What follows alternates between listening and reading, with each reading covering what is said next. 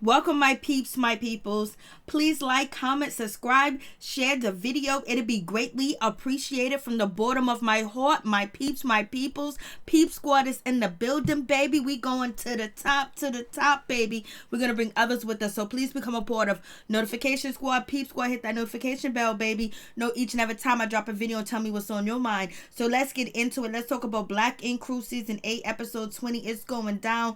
9 Mag versus Black Ink Crew sees in his feelings, and he's feeling a certain type of way about Ryan because he's chilling with Miss Kitty, posting it to Instagram, and that's his ex-girl, and C's finally admitted that Miss Kitty was his ex-girlfriend, and he is upset that Ryan is chilling with her. And on top of that, Ryan is chilling with his sis, Sky. So it is what it is, and he wants to bring the heat and the fire to Ryan and 9 Mag, and he's going to be opening up a shop in Chicago. And I have a big guess that the person that's going to be running the shop in Chicago is going to be Van from 9 Mag. What do you guys think about that situation? So it's going down, baby. So let's just get into it. We got Young Bay coming at Miss Kitty. Now Miss Kitty's talking about people. She's doing this, she's doing that. She's talking about everybody. All you girls talk about each other. And all of a sudden, now Young Bay, you upset with Miss Kitty, and she's talking this, she's talking that. But you was on national TV saying that Miss Kitty told you that Ryan had a little pee, a little wang, a little shrivel. Like, you know what I'm saying? What kind of friend do that at? Like, she gotta apologize to you? I was like, Young Bay, you better sit back and relax. You already got your situation going on with your father. Go get some therapy and handle that situation, and get some therapy when it comes to Rob and everything else like that, because your relationship ended because of your childhood and because of how your father treated you. And now you're gonna take your anger and your frustration out on Miss Kitty and try to swing that same silver jacket and that same black outfit that you was in arguing with your father. I was like, you need to back up. You need some caring time, because you realize that scene with you and your father doing all that was just way too much, and people wasn't really gravitating towards it. And people have been saying a lot of things about you, Young Bay, that is not positive, and they saying that there's some acting going on with you and your situation in your childhood. I don't know if that's true or not. I ain't gonna say it's true. I ain't gonna say anything like that, but I'm just saying you need to back up, take care of your business before you jump in the situation. And the reason why Miss Kitty met up with you, because she thought you and her at least had a cordial relationship, but you're gonna be calling her B words and talking about she's lying and she owes you an apology. Who she need to say sorry to you? Who says sorry to you, Young Bay? Nobody. Like, come on, move on. So let's just get into the situation. So we got Young Bay. She's crying. She threw a temper tantrum. She's letting all that negative energy out, with her father. Everything else is just like, it's going downhill with this situation with her father. Nothing really was resolved. She finally met up with her father and talked to him. And basically her father apologized for being a monster when she was growing up. But then she said that, the apology doesn't really mean nothing. I thought I was going to feel better. So was you going to feel better if Miss Kitty said sorry to you? So anyways, moving on for the situation, the father done ran through the traffic, ran through, everything to get away from Young Bay and all that other situation. It's like they need therapy, they need help. This wasn't meant for TV. This was way too much, because you can't really understand the father and what he's saying. Bay didn't give him a chance to talk or speak either. Sky has her drama and her situation with her young boys too as well, which was out there, and they need therapy too as well. So Sky, Young Bay, the father, the children, they need therapy, they need help before they put it on the show, because only thing it does is bring up more animosity, hate, and basically, they're getting judged by the public how they handle their traumatic situations with their family members. So it's best for them to do that with a therapist and counseling. Black Ink ain't that kind of show. But in response, Sky Kids can talk back and they can speak back, and you can hear what they're saying. They got Instagram pages, they got YouTube pages, they got Twitter, they got the whole 9 yards, so you can hear what they're saying and where they're coming from. And you just don't have that situation with Young Bay, because we can't hear or really understand what he's saying, because he speaks a different language. He doesn't speak English. So it's basically you can't really get involved in a situation other than noticing and seeing Bay hurt and yelling and screaming and releasing that energy and just be full of anger. So it is what it is. So moving on from that situation, C's is feeling a certain type of way. He's ready for the smoke. He's ready for the drama. He wants everything to come down. He wants to make Ryan pay, and he wants to go to the Philly Convention tattoo events and, you know, and wreak havoc. You know what I mean? He wants everybody to be on point. He wants everybody to know what they're doing, how they're doing it, when they're doing it. And he wants everybody to be prepared. No mistakes, no misspelling words. And that he said that to Donna, baby. And so he's feeling a certain type of way, and he's ready, and he is not happy with Ryan at all. He was like, Ryan is chilling with my ex-girlfriend. Ryan is chilling with my sis. Ryan, I guess he don't need me no more. He got all the, you know, advantages and the knowledge, and he picked my brain and got what he wanted. And so now he's gonna be petty as, you know what, on Instagram, you know, showing him and Miss Kitty chilling and hanging out and having a good time, and sees is not appreciating the situation at all. And then Donna had to throw up, did you see that video on Instagram with Ryan and Scott and Miss Kitty? You know, she's adding salt to the wound, because, you know, she is what? She's the backup. She's the backup artist. You know what I mean? She is she's in training. She's the apprentice. And so there go the video with Scott chilling with her man, but he ain't her man no more, because he was out here with everybody from teen moms to, you know, rappers and everything else like that. So it is what it is. C said he knew about the situation, but he don't appreciate it. He ain't happy about it. You know what I mean? So we get to the fun part of the show. Donna, you know, Donna be bringing it when she needs to. Like I said, Donna don't need to have a crew around her. She can bring, you know, drama, comedy, and funniness to the show. You know, she's been C's punching back for a long time, but baby, this was really funny when it came to Donna. Donna's talking about, you know, Alex want a baby. So she done got a baby doll, put it in water. Alex is full asleep. She got a fake belly on that she can't even, you know, hold to her belly. She's wetting the baby in water. She done got the baby from under the counter, under the cabinet in the bathroom. Lord have mercy, Donna. What are you doing?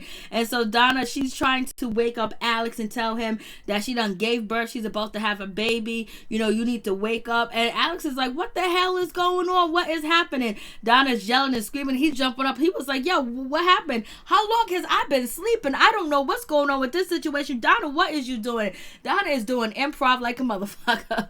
Donna is too funny. I thought that this was absolutely hysterical and funny, and we needed that humor to the show with all the situation that went on in the beginning of the show and the ending of last episode from last week. So this situation was really fun. I was like, Donna, what are you doing? You ain't no little kid. You ain't in home ec.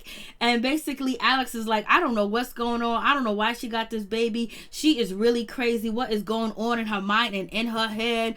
And Alex is like, why is this baby wet? And she said and she said, it's the afterbirth. I was like, no, she didn't. Donna was like, it's the afterbirth. She said, you better not throw the baby. She done threw the baby to Alex to catch. She done woke him up out of his sleep. She's holding this thing on. She's holding this pregnancy belly on her stomach, and now she's going to get some food or something. Alex is basically saying Donna is crazy. I don't know what's wrong with her, but if her acting like this, thinking me getting up in the middle of the night and basically got to feed and the baby crying. I already went through this with my first child. This ain't nothing. I still want to have a baby, and Donna's upset because she thought it was going to change his mind. So Alex is holding the baby. He's shocked, horrified. He don't know what's going on. He done been woke up out of his sleep, and you know he went to sleep on that good kush, and he done got woke up out of his sleep. And Donna was like, well, you know what? You still want to have a baby? Well, I ain't taking you to Philly. And so Alex done took the baby and threw it on the damn floor. He said, I'm going back to sleep. I mean, this whole thing, it was so epic and so funny too as well. And we get to sad news that Jess really don't want to marry Walt right now because he done cheated. He done stepped out, and right now she is not in the mood to forgive him, and all them feelings came back up when they went to therapy. Walt's gonna hold on and try to hold on to Jess, but he messed up. He said he couldn't appreciate Jess back in the day because he couldn't even appreciate himself, and now he got things right. He's trying to move forward with her, but right now she's back into what happened when he infidelity, cheating on her. And so right now she ain't trying to say I do. And so then as soon as they get in the car to go to Philly to the tattoo convention, guess who opens up their big old mouth about Miss Kitty? None other than Dr. Lena. You know, Tati basically running her mouth again about Miss Kitty. And so, Donna feels a certain type of way. She was like, you already know C's holds a grudge. And she's basically, conversating with Dottie about, the Miss Kitty situation. She said, you know how C's is with his milk dug head. He holds a grudge. She called him a milk dug head. He holds a grudge. And I was just like, Lord have mercy. C's is gonna be on one. He finds out Donna and call him a milk dug with his milk dug head. Lord have mercy. What's going on with this situation? Way too much. And so we got Ryan. He's coming through with 9 Meg basically to represent. You already know Ryan looks good, baby. So Ryan is walking through with his muscle. He got Don. He got 4 all tall, big, handsome guys walking through. Doing their thing, baby. And, face off with C's. And then Miss Kitty gives, Ryan a little hug or whatever. And then C's is over there looking like, see, I knew she was effing this mother effer the whole time. Just because she gave him a hug, C's is over there committing that, Miss Kitty done slept with Ryan. That ain't what just because she gave him a hug, C's, doesn't mean that she slept with him. She slept with him because he said she slept with him on Black Ink Crew 9 Mag when he was, counting the women that he has been intimate with on the show. And he said he can die a happy man because he had good decisions, good choices. So it is what it is. And so, Ryan is basically trying to talk to Miss Kitty and, let her know like, yo, listen, I didn't even know that, Black Ink was going to be here, 113 was gonna be here. And basically Kitty says she's there to represent Second City Inc. because Charmaine can't be there and the whole 9 yards with that situation. Ryan said, you better be ready because they're gonna come. Don't be scared. Miss Kitty said, I ain't scared. I ain't never scared. I ain't gonna be scared. And Ryan is like, someone comes up to you, tell me you want to go outside, basically, because Ryan don't want no beef or no craziness around his booth. He does not appreciate that at all. Miss Kitty says she is ready. She ain't scared of nothing. And basically Ryan said, they might swole up on you. They might they might run up on you. And basically because pride is a hard thing to swallow. And basically Ryan is saying that, Caesar's really upset that we kicking it. And, you over here with me and not with him. So there's going to be a hard thing to swallow. So if somebody want to talk to you, do what you got to do, girl. And basically Miss Kitty said, I ain't worried about it. They've been talking about me. They've been talking shit about me. But if they step to me, they put their hands on me, it's going to be another story, baby. And so Donna and Thirsty Thothy goes over there to Ryan to see what he doing, basically to try to confront Miss Kitty. Miss Kitty is not worried about you. She's not bothered with you. Whether Ryan hit it or quit it, she's over there chilling. She got a job regardless. She don't need y'all as a storyline. Y'all need her. So therefore, if y'all were smart enough, you would try to get Miss Kitty back over there so she can talk about Ryan and the situation and try to be friends with her and everything else like that, because you lost your number 1 hitter, and that was Sky to bring the drama. Donna can't carry the show by her damn self, and basically that's what Donna's doing. She's carrying the show. So, and guess who steps to Miss Kitty? Not Thirsty Thothy, the one that been talking all this mess all season so far. She don't step to it. She keeps her mouth closed. You know what I mean? Talking about she's gonna get ahead of her. Miss Kitty is ignoring them. She don't want to talk to them or whatever. They're sitting there waiting. C's done send his soldiers, his troops over there to start some shit. And you already know Donna is his number 1 stunner. Donna is his number 1 punching bag. And Donna loves C's as much as C's loves her, because they've been going at it for years. I think this is almost the second part of the season. He ain't called Donna the B word. But he did demote her. And so, Donna's like, so you just gonna ignore us? You gonna act like we ain't sitting here? And Miss Kitty was like, yo, Donna, when you said you gonna see me, it was on sight that you gonna hit me or whatever. You wanted to fight me. And Donna was like, you better be lucky I ain't fighting you. And yes, it's true, because Donna could have jumped over there and just dragged Miss Kitty down to the ground, because her weight on Miss Kitty, the strongest muscle, the biggest muscle on your body is your hips. So you see Donna hips, so she is quadruple strong. And them thighs, baby. Them thighs, that thigh muscle.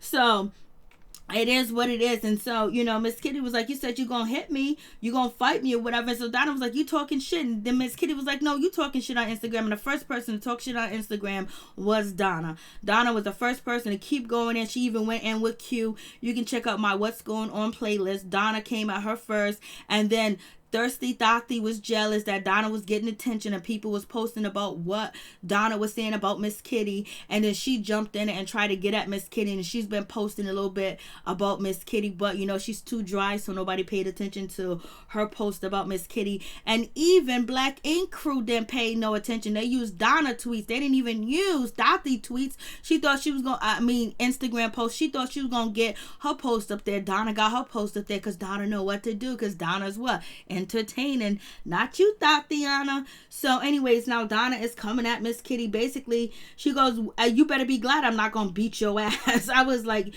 Donna was like, you better be lucky I ain't gonna beat your ass. Miss Kitty said, why should I be lucky? Donna was like, you started it on IG, and basically you left us and you came to New York, like you left your old friends behind. So basically Donna's basically saying like, yo, you bounced on us. What was she supposed to do, Donna?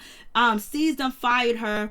Hot Thotty, thirsty hot Thotty done changed on her, basically was saying, oh yeah, she did sleep with Ryan because I was there, I saw it, I was in the room and everything else like that. And then now you girls are talking about, you girls are on Instagram talking about her and basically saying that she said Ryan got a little penis in the whole 9 yards. She ain't like you, hot Thotty, thirsty Thotty. She ain't like you. She don't want everybody to know who she's sleeping with, how she's sleeping with, when she's sleeping with, because she still never owned up to sleeping with Ryan. Ryan is the one that put it on blast. Y'all are the one that put it on blast. Miss Kitty didn't put it on blast, and you guys put it on blast for C's. And so this guy put it on blast, and C's is feeling hurt a certain type of way when y'all know that C's done dog Miss Kitty, put her in the back burner, put her on the back burner, put her in the closet, and forgot about her. The same way that he used to treat you, Donna, he was treating Miss Kitty like that. And you don't want to lose your spot. And thirsty Thotty, no, she don't really got a spot since she stopped sleeping with Ted. So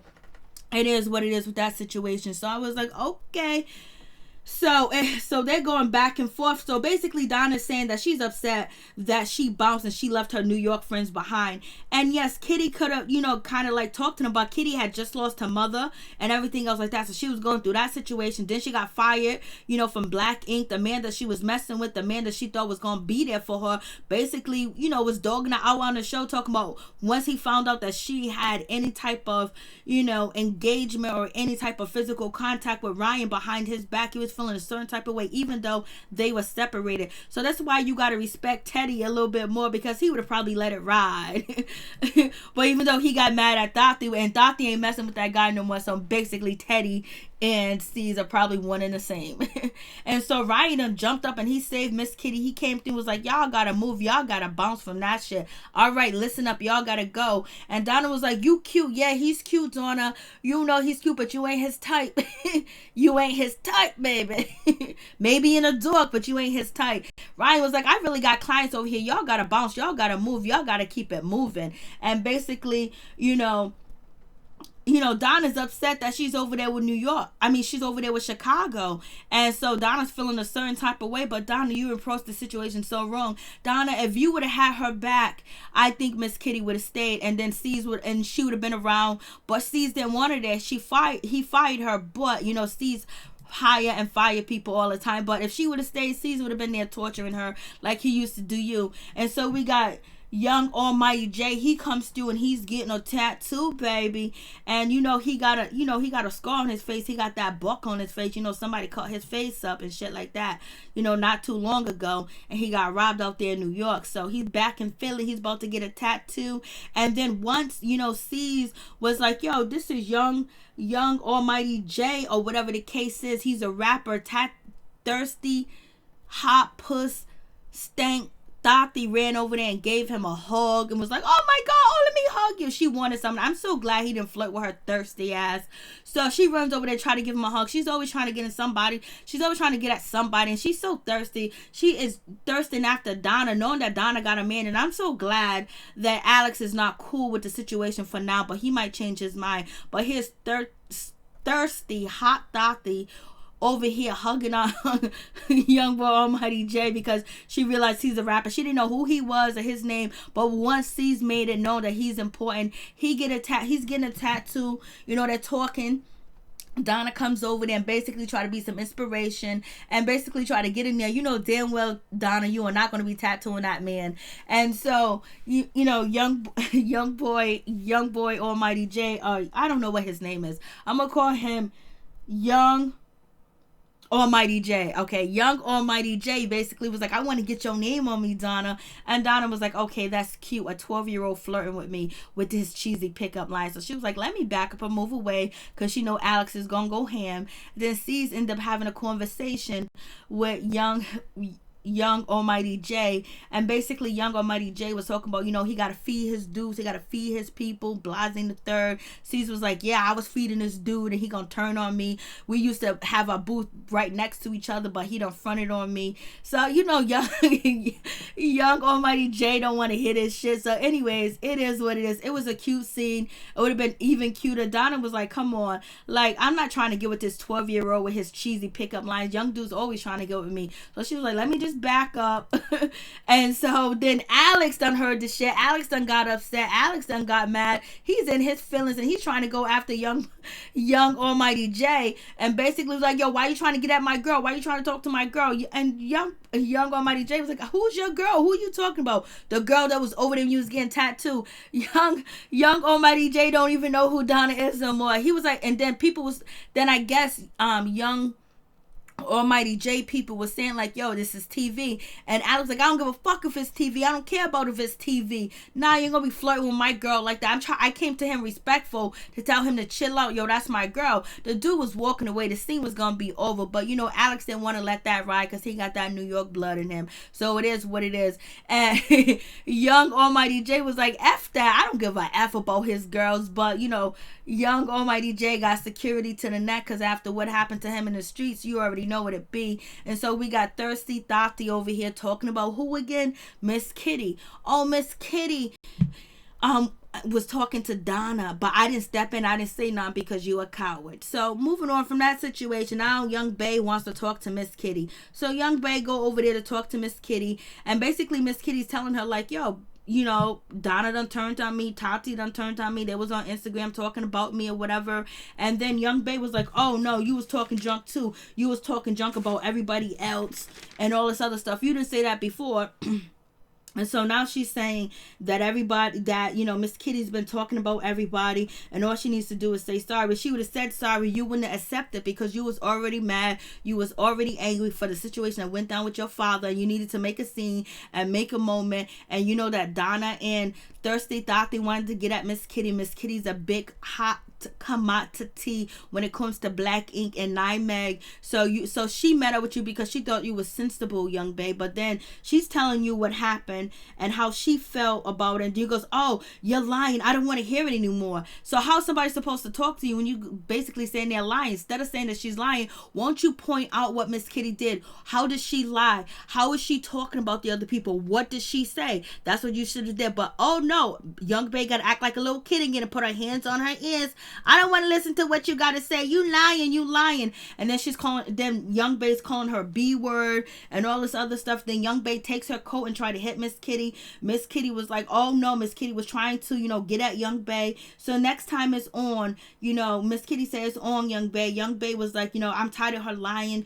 She's a liar. She don't tell the truth. And basically she's a punk B word. And basically Miss Kitty was like, I ain't no punk B word. And basically Miss Kitty is saying that, oh, you riding for C's, but C said you a fat ugly bitch. I was like, Lord have mercy. C shouldn't be calling nobody ugly. So Miss Kitty is upset, and that's it to the situation. You guys tell me what you think. Peace. I'm out. Much love to all my peeps and my peoples.